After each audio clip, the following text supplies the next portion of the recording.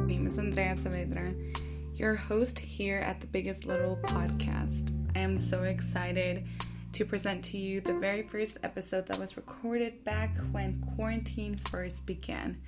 This project had been in my mind for quite some time now, but I'm so excited that I'm able to air this episode out and many future episodes. Thank you for listening and stay tuned for more upcoming episodes. And today we're here with Kenia, a longtime friend from UNR. We've worked together fighting the same cause, I would say. This is my second year with Gear Up, and Kenia is working with one of our sister programs, which is Upward Bound. Kenia, do you want to introduce yourself? Yeah, so hi everyone. My name is Kenia Ramirez Moreno. I am a proud first-gen student, graduated from both TMCC College and UNR, and currently I'm pursuing my master's in equity and diversity with a educational leader emphasis. So I am very committed, and I would say a proud grad product of the university. Mm-hmm. I didn't know you attended TMCC before coming to UNR. How was that transition? So before I even started at TMCC, I'll kind of get back to that, but it was a battle between myself in terms of starting at TMCC or UNR when I was first a high school senior. So up until quite literally my spring semester of senior year, I was undocumented. So I lived in the shadows in terms of I didn't think college was going to be for me. I never was the student that was picked for the success track, right? Like I was in AP courses, at the top of the top, and I definitely wasn't receiving that coaching or advising that our Upward Bound and our UNR Gear Up students receive with us, with our amazing first-gen staff. So for me, I say it was a fight between myself because I knew my heart was at UNR, but I knew realistically, financially, TMCC was the safe option. So luckily enough, right, I became a DACA recipient. So then I was actually able to start the college application process quite middle of that last semester before you graduate. So everything was chaos. Like I didn't know where to start. I didn't know who to ask. I didn't know where to even begin. I just knew, hey, now I can go to college because I'm a DACA recipient. And shortly through just, I would say, the luck of the draw, my blessings, miracle, life, whatever you want to call it, I received my U.S. residency through my dad. So now all of a sudden I qualified for FAFSA. Now all of a sudden I could apply to all of these scholarships that I couldn't do before. So it was overwhelming, right? I didn't know where to start, overwhelming, and now all of a sudden, like I was blessed with this privilege of being a U.S. resident where I knew I had friends who were still DACA recipients. We were going through the same meshes, but they didn't even have that door open. So I think my first memory of being on UNR was being at the center and having help with FAFSA. Who did you meet at the center? It was actually Araceli. I love her. Shout out.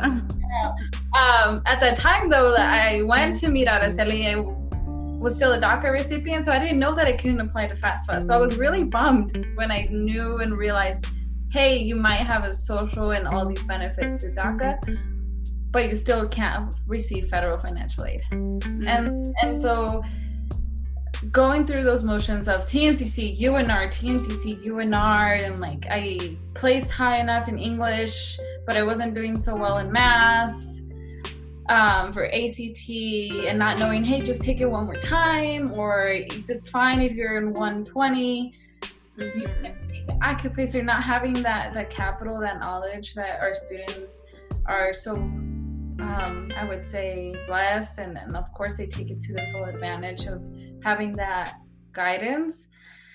I was just like, you know what? I'm just gonna go to TMCC. This is gonna be a little less overwhelming for me. It's community college, so it's very plain forward. Financially, I don't have to worry about it. Even though I was partial Pell and like had some scholarships, I was like, I don't know if next year I won't get money. I didn't know that, like, you know, right? You do all these in-house scholarships, and that every year, if you don't get federal, you can still be eligible for state grants and all of these other aids. I didn't know that at the time. So for me, it was super overwhelming, that financial component. But I was lucky enough, again, I would say the luck of the draw, that I was able to get into Summer Bridge at TMCC, or Success First, as I think it's now known. And Dude Ash was my counselor for TMCC at the time, which crazy, right? Since now, and he was one of my mentors at the time, and it was, I think, the best option for me looking back retrospectively, because then I was able to really get the nice transition that advice at one-on-one from high school to college, and get that nice intro to it versus being thrown in, not knowing anything, and it being too overwhelming. I mean, sure, it was still overwhelming, but I think that gave me that nice transition ease for me to start at TMCC. So by the time that I did, back to your question, go to UNR, I was already familiar with college courses, the rigor, the expectations. I've been to UNR now, I think, a couple more times, and I was more comfortable with higher ed than fresh out of high school, right? Yeah. Being previously undocumented to documented student. It was all of these different dynamics changing at once, that it was the right move for me to have gone to TMCC, transfer to UNR, and then now having that capital gained of navigating my systems, right? Navigating through these institutions, that I was able to start UNR, start my classes during summer, right? And even though by that time, maybe I didn't receive financial aid, I knew, hey, you know what? That's still okay. Let me apply to this. Let me apply to that. And it was a little bit more of what I think the trajectory that I needed at that time to have that transition go that way. Yeah, a lot of our students do undergo that pressure of choosing between TMCC, which is a community college, to UNR, and then explaining to our family what a community college is, and essentially still receiving credits for 2 years and transferring to a university level. I think we can relate in this.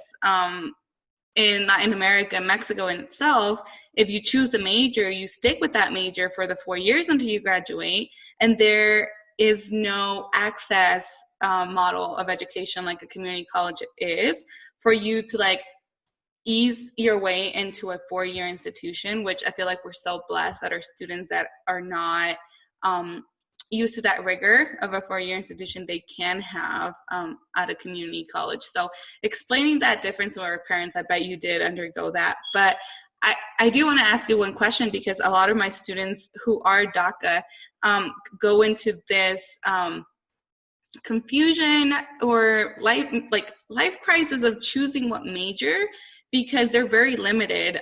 State exams oftentimes require you a green card or a citizen passport to be able to be licensed, right? Like, I know nursing was one of them. Social work was one of them. So how do you go get a 4-year degree and then you can't be licensed through the state because you're a DACA recipient? Like, did you ever go through this, Kenia? I haven't personally gone through that because I don't think I was aware of those barriers back then, or even a little bit now. And so I do see where not just our regular first-gen students, but especially our first-gen students, having that one major you stick with, that is security, right? We're talking about not only financial security, but the security of you potentially gaining some sort of immigration benefit from a potential employer in the near future.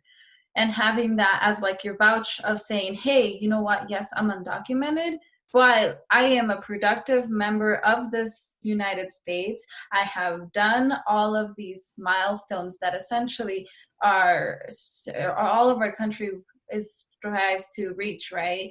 Get a secondary education, be successful, have job stability, contribute back economically to our economy, and not cause any, I guess you would say, legal issues. Because growing up, that's one of the things that's always being hit on you. Like, you can't do this because you're undocumented. You can't do this because you could get deported. You can't do this because you don't have that stability to not afford yourself to take this leap of faith. Yeah. So, Or even like a stop sign, right? Like a traffic, yeah. like I know it's violating just like a traffic law, but it's as simple as that fear that you have as being undocumented and living in the shadows in this country. Yeah, so I personally didn't go through that, but again, through friends around my circle, I do hear it now as post graduation for them of this is my only thing. Like, if right now, because DACA is no longer open, it's just a renewal process. If it doesn't get renewed, what do I do? I have my bachelor's in a business and I'm working in this company, and I have a second bachelor's in administration, but yet if this doesn't go through, what do I do? Yeah. So not necessarily the same requirement for licensing, but it is the same or I guess maybe the same barrier, I should say, even if your field doesn't require a license per se. That's unknown, that you want to make sure you have all your I's dotted and your T's crossed, so that if any opportunity arises, you can say, hey, I'm ready, right? My dad would say, el que no ve adelante atrás se queda. I think he like pretty much engraved that to my soul as we were growing up, because he would say, you have to do really good in school, because uno nunca sabe, we never know that if next day tomorrow you can be eligible for immigration benefit, you want to be the prime, I guess you can say, candidate. That it favors you. Yeah, for sure. I think todos los dichos de nuestros papás nos los dicen por una razón, and then until you're older, you're like, oh yes, he was so right on that one, That is so cool. So not when choosing a major, but I know that our first gen students do go through that, choosing TMCC and UNR. Like, what other benefits did you see, other than the rigor and the cost, maybe, for attending TMCC before you attended UNR? I think for me, because I never really considered career major, like, to me it was the blind leading the blind. Like, I knew I would graduate from high school, but then I was like, and then what? So I think for me, it allowed me to explore my career options without feeling like financially, oh my goodness, this is so much money I'm investing. But I think also it allowed me to be involved on campus. So I was a point member and then a vice president of the psychology club on campus at TMCC, because that was my major. And so it really allowed me to invest my time and my connections and my networking with all the professors on campus, because my classes would be very small. There'd be like 20, 30 people. For my Spanish classes, they would be even smaller. There would be anywhere from maybe 15 to 20, because I had 2 associate degrees. One was in Spanish and one was in psychology. So cool. And so it really allowed me to connect to campus and be part of like the student government, which I know for some of our students, TMCC, you go, you get your work done, it's a business, right? But it still lets you in an aspect communicate and build your networks with your professors, which I was really grateful from my Spanish professor, Professor Diane Chesladine. She actually invited me to attend a women empowerment event at the Peppermill, and it was a guest speaker from Kenya about women's rights and just the issues that some of these countries face for women, just basic education, right? That was a huge empowering event for me, because I had never been to a banquet of that style before. So just etiquette, like dining etiquette was something that was the first time I was ever exposed to. I was like, okay, there's like 7 forks here. What do I do? Don't we find it blessing that our students get that chance? I know with Upper Bound in Europe, we focus a lot in teaching our students those skills to be prepared, not just like for the interview process, but possibly a hiring process that it implies like having a meeting with your supervisor or meeting the director of that company, you know, over a meal. And it's like they're picking up on those things that you know, so. Exactly. So it really just, I don't think at the time I knew what those moments were, but now looking back, those were those pivotal moments that honestly changed the way I thought about education, my career, and just my self-development. Because again, first gen, I know I have personally gone through this a lot, and I didn't even know what this term was until honestly a year ago, that imposter syndrome, right? Where you're like, I don't even fit here. Like they're gonna see that like I'm just a paisa from like the valley who doesn't know what is going on. Like they're gonna see right through me. I think the imposter syndrome is something that our students are starting to understand and how maybe just name those feelings. You know, it's possibly not just fitting in, but it's like the level of education and that education guilt that comes with the imposter syndrome of like, I have this privilege, but my family doesn't. You know, it's like, how do we deal with this every day? But we feel it, guys. We're here with you. Let me tell you, there were endless nights. I would be on campus, and then like las 8:09 de la noche, 8, 9, my mom would text me. How are you? I'm at school. This late? ¿Estás segura? Yeah. No estás por ahí haciendo cosas que no tienes que hacer? I'm like, no, for real, mom. I would have to FaceTime my mom. Wow. Send pictures, like for her to finally get the operation hours of the KC. I would physically have to send my mom a screenshot of like the hours. Wow. She was like, Are you sure? Are you sure?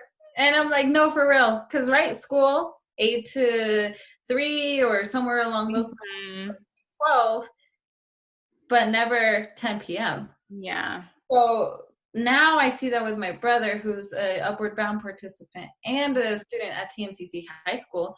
He's up until like 1 a.m. or that he's been on campus really late at UNR studying with me. My mom's like, okay, you're in school. I'm like, I get it.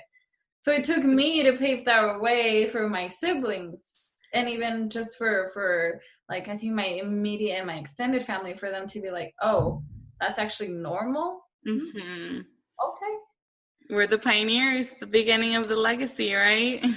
But even then, like, they sometimes are like, well, you went to school. ¿Para qué fuiste a la escuela if you can't do this? And it's like, this isn't what I did to go to school. Like, I still have to be the family finance, the family expert. And it's like, I went to school, but no way did I ever touch on investments or like financial entities. Like that was not what I went to school for. Had I gone for like a business MBA, sure, maybe, but that's not what I did. Exactly. But everything. Oh yeah. If we know English, ¿a qué vas a la escuela? ¿Que no te enseñan allí? You're like 5 translating for your parents, but oh yeah. We signed paperwork, you know, we filed everything out there possible. I mean, I do my parents' taxes now, so they're like, ¿ya ves para eso fuiste a la escuela? And it's like, well, TurboTax helps so much. Technically, you know. TurboTax is just me knowing how to navigate through the questions now. Yeah, and finding numbers, right, and matching them together. Oh no, Kenia. So the next part for our interview, I'm going to ask you short questions with short answers. You don't have to explain it. If you want, you can. But a lot of our students think that changing your major is almost impossible. I know we've touched on this, but did you initiate your freshman year or when you transfer as a student and you completed with that same major? No? Not even close. So, little quick interesting fact. I wanted to be a police officer or immigration lawyer. So I wanted to go into criminal justice. Mm. Yeah, that did not work out for me. I realized you have to be a citizen to be a police officer. So I still stuck to it. And then after I took Psych 101, I was like, I want psychology. Every student out there, we feel you guys. Every freshman. But I always wanted to strengthen my natural linguistic Spanish ability. So I also took Spanish. That was just a personal, like, I need to do this for myself as a growing professional.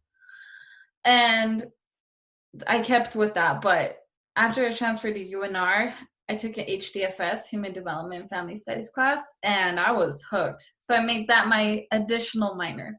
Ooh. So I graduated from UNR, still as a psych major, but with a Spanish translation minor. Okay. Did you take Rojas? I did take Rojas. Okay. And a Human Development and Family Studies minor. So I have 2 minors and a major. Okay. Again, I wanted to be this, and I still to this day want to be this very well-versed professional in every aspect. And especially, I think, coming from a Latino background, I want to be vertically and linguistically prepared to meet with my Latino parents and say, no, señora, su hijo sí tiene clase, son las 7 de la noche, it is normal. Yeah. So, no, freshmen and non-freshmen alike, if you change your major, as long as you're meeting with your advisor and you're working out your plan and making sure you're taking classes that are going to be applicable to the transfer change, you'll be fine. You will be fine. Yes. I did change my major 3 times. So just out there, your ambassador did it. You can do it too. Okay. Next question. So what is one book, a movie, or podcast that you totally recommend? It can be in Spanish. So book. I have not read a physical book for entertainment in a while. Grad school kind of separates you from that. But audiobooks, let me tell you, on the way to work, audiobooks. There's 2. The Book of Unknown Americans, which is I forgot the author. But the show notes. But the Book of Unknown Americans, it goes through the life experiences of this freshly immigrated family in the U.S. from Michoacan, which is where I'm from. And just their lack of not knowing all these barriers that place their life so much at a challenge and at risk. They came here legally. They were farm workers, but just so much of their story combined with other Latinos' stories of how they immigrated resonated that I wanted to jump in and say, no, let me help you. This is how we can get you in the right school. I wanted to jump in. So there's that one. And then most recently, my favorite book has been I Am Not Your Perfect Mexican Daughter by Erika Sanchez. And I think that one's just for, even if you're not a female student, I just think that it's for our first gen ethnic students. Here's the expectations that our parents hold, whether you're Latino, whether you're Pacific Islander, if you're Asian American. Here's their expectations, and here's who you are, and they don't always align, and it causes a lot of clashes. And for us, we have to learn how to be that advocate for ourselves, but have, I would say, in my personal experience, the patience and the knowledge that although I know they don't know, and I will be patient as I enrich my family through this process.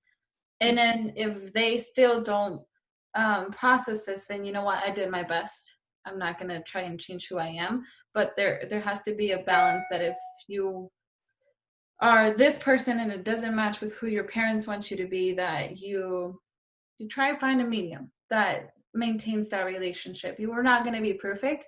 Mm-hmm. You're not going to perfectly fulfill their expectations, but you can find a happy medium. I would like to think that that's possible for the majority of our families. I know there's extenuating circumstances that doesn't always allow us to have that, but I like to be positive in that there is a happy medium.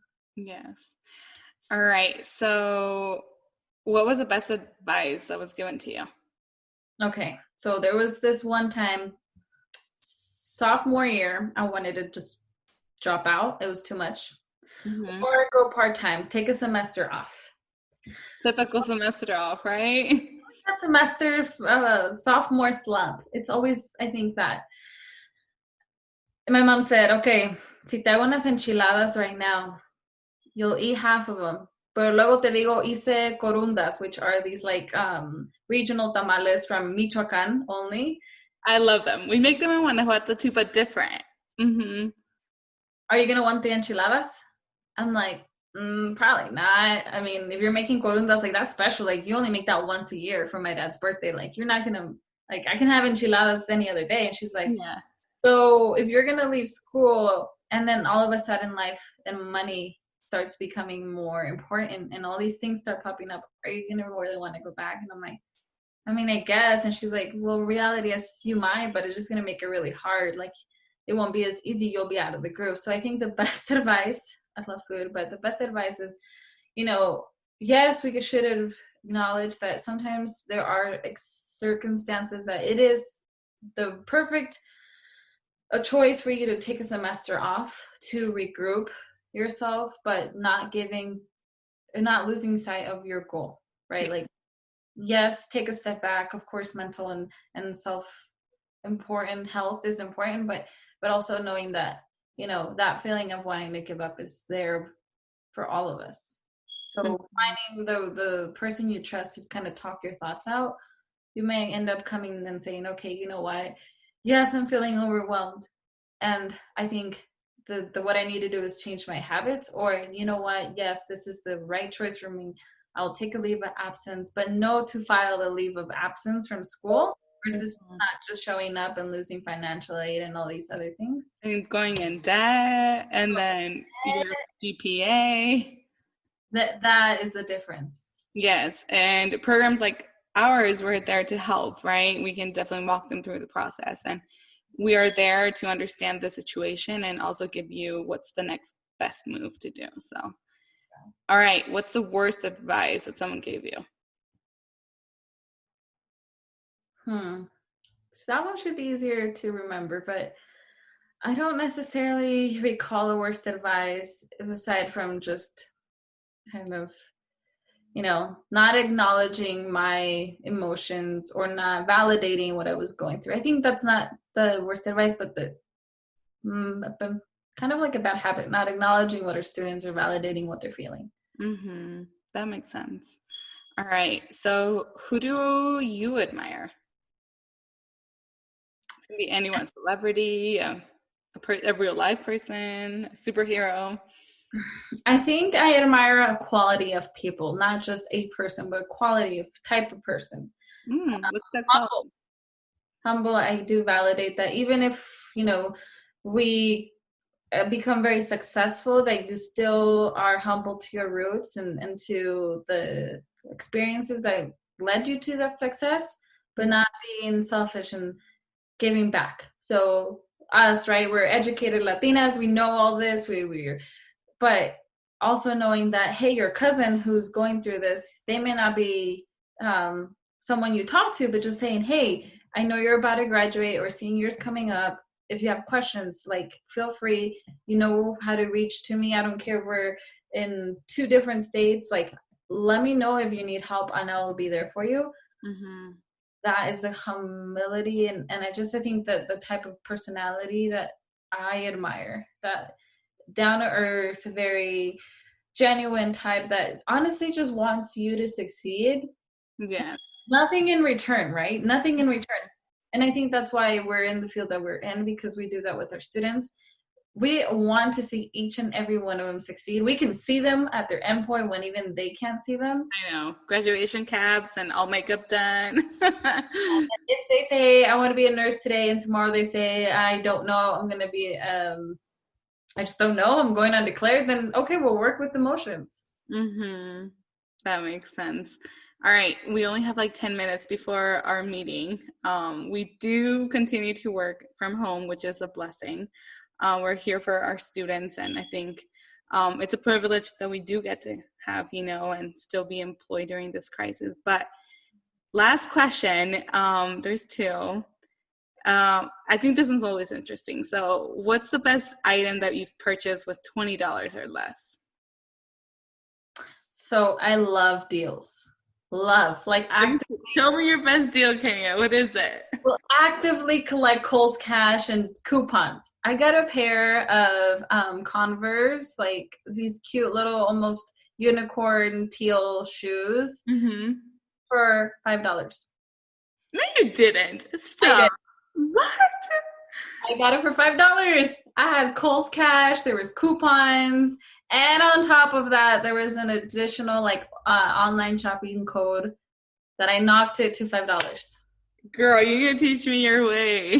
Like if we're talking first gen hustle, that was my first gen hustle that I always will be proud of. $5 pairs of Converse. Girl, you need to post in your social media or send me a picture so I can post it. Those are cute.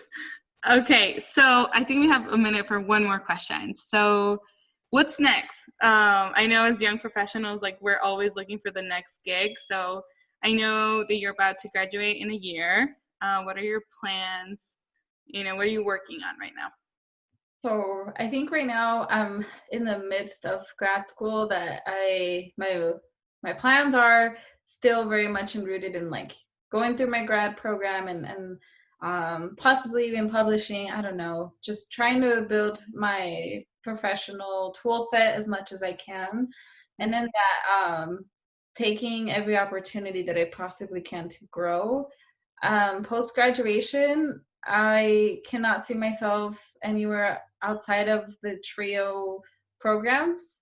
So my intent is to remain part of the TRIO family and whatever capacity, shape, form of other that might look like here or in another part. But I don't see myself aside from TRIO for the time being. 10 years, that might change. That's awesome. I feel like once you're blessed with having the best job at UNR, which we do have the best jobs. Like, I don't care, President Johnson, we have it.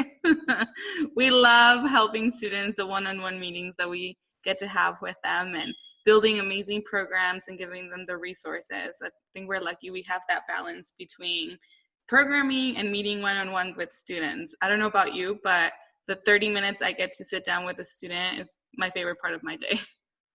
My favorite part of our new shape of our days is showing our students that, yes, Zoom is for our meetings, but hey, let's just also chat like you normally would with your friends and share things that way and just getting to see them in that capacity. Yeah, getting that human aspect of technology, right? Mm-hmm. Oh my gosh. Well, thank you so much, Kenia, for having this interview with me. Thank you for everybody who's listening to our podcast, and I'll leave all of Kenia's contact information on the show notes for you to reach out to her via email. She will answer every question you have, believe me. She will define what equity and diversity in educational leadership means. So we'll teach you how to college in this podcast for sure. All right. Thank you, Kenia. Thanks for having me, Andrea. That was Kenia. Thank you so much for recording that episode with me. I have known Kenia for quite some time now. I never worked with Upward Bound until this past summer. It's been a virtual, environment. She's very committed to her work and growth. I'm excited to see where life takes her, and thank you so much for encouraging me to begin my master's program and, the struggle of being Latina and having multiple identities at the same time. I think I really enjoy those conversations with her. Having someone in a space that we work in, that it's relatable, that we love, dancing, going to jaripeos, banda, like we can talk about Mexican food. We're always sharing dishes with each other. I think we're in a situation, both in our relationships and friendships and our young professional lives, that we have a lot to relate. I'm so happy and grateful to have a person like that in my life. And I can't wait to be comadres one day.